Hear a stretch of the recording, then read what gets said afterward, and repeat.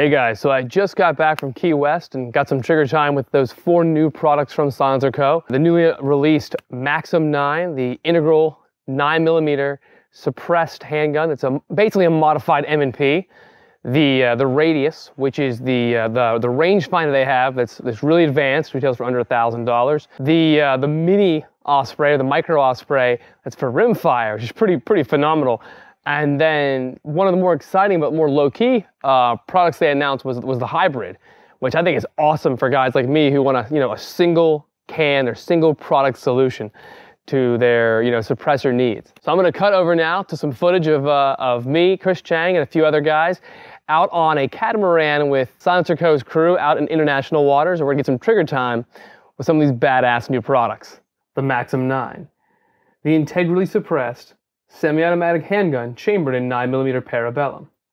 Now, it's clearly based on the M&P series of handguns. It uses the same grip, but it's more than that. Now, from what I could tell during the event, it feeds from standard M&P magazines. I took one out while I was on the boat shooting, and it clearly was a Smith & Wesson made magazine. Though, one thing that wasn't mentioned very much in other reviews I've seen is the operating method or operating principle of the handgun. Now, at first glance, it appears to be a direct blowback pistol, something like an oversized Walther PPK or a miniature grease gun. Now, why did I think this? If you look at the pistol and the way the slide cycles, the bolt or slide in this case, consists of only the rear segment of the slide. So basically just the serrated portions, though these have some sort of guidance rails protruding from them into the barrel/suppressor assembly. But what got me thinking about this is that's the only portion of the bolt, slide, whatever, that actually moves. Maybe I thought, it's operated like a Desert Eagle, locking its breech via direct impingement gas system, which would explain the minimal mass of the bolt and rear slide portion. But then that got me thinking, well, maybe it's more like a Beretta 92 or a Walther P38 with its, mostly fixed barrel. But this is because the barrel doesn't move at all during the pistol's operation. There's just one small issue with these assumptions. I couldn't feel the breech lock. There was no perceivable increase in resistance when the slide entered battery. For those of you not in the know, basically a semi-automatic firearm has to delay cycling the slide or bolt until the chamber pressure reaches a safe level. Every method I just mentioned, except for direct blowback, is mechanically locked with a camming or physically interacting surfaces. This is important because with all but the most carefully hand-fitted examples, you can feel when these two metal surfaces interact or touch. Intrigued, I went and asked the engineers at SilencerCo, and they could only confirm that A, it's not a direct blowback operated pistol, and B, it doesn't use the standard M&P locking method. Now, the most impressive part of the pistol, though, is the fact that it's hearing safe with all factory-made 9mm ammunition. This is huge because you don't have to go out and seek out more expensive or less common varieties of 9mm ammunition in order to have a hearing-safe center-fire pistol.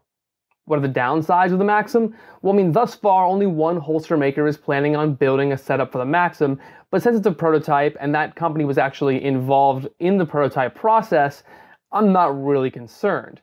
Plus, knowing SilencerCo, they'll probably release a holster with it at launch. Another tiny issue is its lack of accessory rail, but again, it's a prototype. I'm sure we'll see some sort of solution to this in the future. It might be in the form of a Crimson Trace, combination laser light grip, or something else, but again, not that concerned. Now, lastly, I saw some people commenting on how they were concerned with the failure they saw in the Chris Chang video on the firearms blog. Now, I was actually filming that, and the failure he had, or the malfunction he had, was most likely due to the fact that Chris's thumbs were riding the slide. He has a very high thumb style of shooting if you've seen any of his videos, and additionally, the pistol was basically drenched in seawater at that point and carbon. So, the fact that we had one malfunction while it was warming up and it was most likely user interface issue, not concerned. Plus, it's a prototype. The fact that it runs as well as it does with the ammunition we used, which was a pretty wide variety if I'm not mistaken, pretty damn remarkable. Now, overall, I think the gun is an incredible concept, not simply because it looks like Judge Dredd's Lawbringer handgun, but because it's a hearing-safe, done-in-one solution. I think it's a perfect bedside pistol or hiking gun once a holster has been properly developed. They can just draw and fire without worrying about damaging their hearing. Now, SilencerCo stated at this release event that the Maxim would be available sometime in 2016, possibly around SHOT Show, but that's not guaranteed. I'm here with SilencerCo's newest addition to their product line, an integrally suppressed 9mm based off the M&P, and it's a Maxim 9. Badass, check it out, see how it runs, and waste Bin Laden and his new Nazi cohorts. Get some.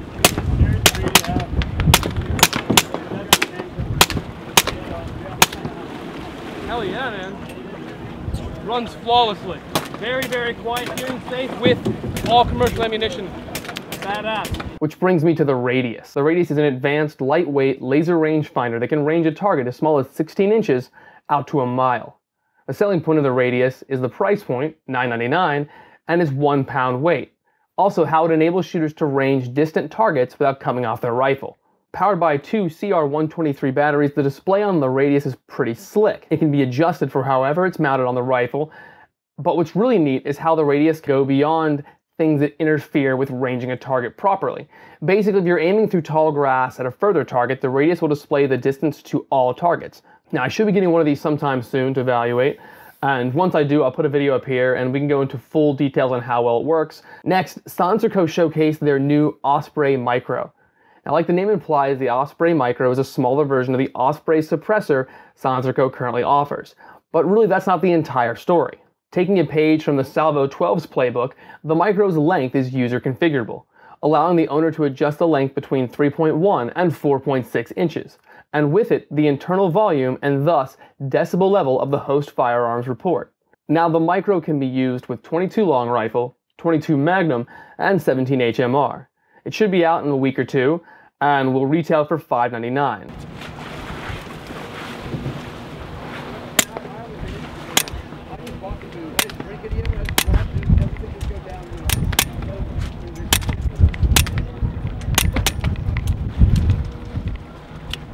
What'd you think? That's amazing. Absolutely incredible. Very smooth, very quiet. Very quiet, very small, minimal. This is the longest configuration of this suppressor, and it's extremely quiet. Phenomenal. Now, the final product I had a chance to run is the Hybrid. As the name implies, the Hybrid is a jack-of-all-trades suppressor. It's designed to run on anything ranging from a 9mm to a 458 SOCOM, and even a 4570 government. It's a pretty cool idea, and really a great solution for cheapskates like myself, frugal individuals like myself, who ideally could purchase a single suppressor for all their sound dampening desires. In testing, we ran the can on a CZ Scorpion Evo, an AR-15 and 458 SOCOM, and a lever-action 4570, and the can did great. It was a little loud with the full-powered supersonic 458 SOCOM rounds, but those are basically like Patriot missiles, and even still it was hearing safe, just noticeably louder than the other calibers. Yep.